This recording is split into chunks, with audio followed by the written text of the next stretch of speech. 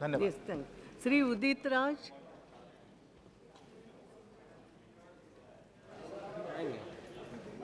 धन्यवाद, आपने मौका दिया। हमारे देश में जो कंपनियां हैं बड़ा रिलेक्टेंट होती हैं, जैसे अभी कंपनियों में वीमेन डायरेक्टर की नियुक्ति की बात है। अभी जर्मनी की सरकार ने मैंडेटरी किया है कि 30% टॉप रैंकिंग फीमेल कंपनियों में ली जाएंगी। 30% रिजर्वेशन वहाँ की जो चांसलर मार्कल है उन्होंने जर्मनी में किया। तो यहाँ हमारे यहाँ दिक्कत यह है कि एक तरह से मेंटल ब्लॉक है। कंपनियाँ सोचती कि इससे घाटा होगा, जबकि जर्मनी में, अमेरिका में हर जगह होता है। और 1.5-2 साल पहले का फिगर यह है कि 150 से आसपास chief executive officer black origin के अमेरिका की कंपनियों में काम करते रहे।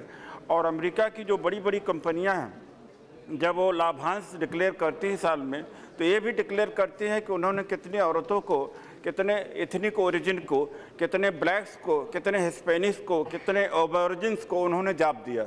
तो यहाँ पर मैं माननीय आपके माध्यम से माननीय वित्त मंत्री जी से अनुरोध करना चाहूँगा कि सेंसिटाइज करें और इनको कंपनियों को कहें कि इस तरह का अगर वीमेन डायरेक्टर बनाती हैं और शेड्यूल कास्ट को डायरेक्टर बनाती हैं तो इससे घाटा नहीं होगा उनको, बल्कि स्किल अपग्रेड करके किया जा सकता है, इससे बल्कि बढ़ेगा। जैसे इन्होंने रिसर्च, अभी एक रिसर्च बताई है कि उस वीमेन पाया गया कि जहाँ वीमेन डायरेक्टर हैं वहाँ पर ज़्यादा अच्छा किया है, तो उनको सेंसिटाइज करें। और मैं धन्यवाद देता हूं सरकार को कि सरकार एफर्ट कर रही है। धन्यवाद जी। माननीय सदस्य ने सही कहा है कि विश्व भर में 2 मॉडल्स हैं।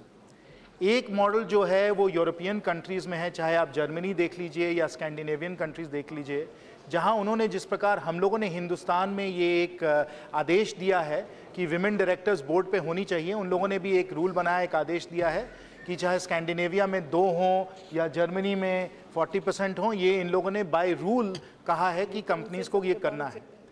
दूसरे देशों में, जैसे आप ऑस्ट्रेलिया ले लीजिए, अमेरिका ले लीजिए, यूके ले लीजिए, ये बाय रूल नहीं किया गया है, परंतु एक परंपरा बन गई है, एक स्टैंडर्ड बन गया है कि आपके बोर्ड पे चाहे महिला हों या ब्लैक्स हों या और भी जो समाज के वर्ग के लोग हैं, ये सब लोगों का अच्छा रिप्रेजेंटेशन हो। तो ये 2 मॉडल हैं, एक तरफ वॉलंटरी तरीके से हुआ है और दूसरी तरफ आदेश दे के हुआ है। हम लोगों ने जो कोशिश की हिंदुस्तान में कि हम लोग एक रूल बना दें जिसमें कि एक वुमेन डायरेक्टर हो, जैसे और पहले पिछले माननीय सदस्य जी ने पूछा था कि ये इतने सारे जब हमारे पास महिलाएं हैं, टैलेंट है, तब भी अभी तक आप लोग एक डायरेक्टर को नहीं ला रहे हैं। तो इसलिए जो प्रैक्टिकल कंसिडरेशंस होते हैं कि अगर हम लोग उसको बाय रूल कहें कि आप 2 या 3 करें, जब एक में इतनी तकलीफ हो रही है तो 2 और 3 में और भी तकलीफ होगी। इसलिए ये जो मामला है इसे हम लोग इवॉल्व करें, इसे हम लोग देखें कि किस तरीके से इसको बेहतर से बेहतर हम लोग कर सकते हैं।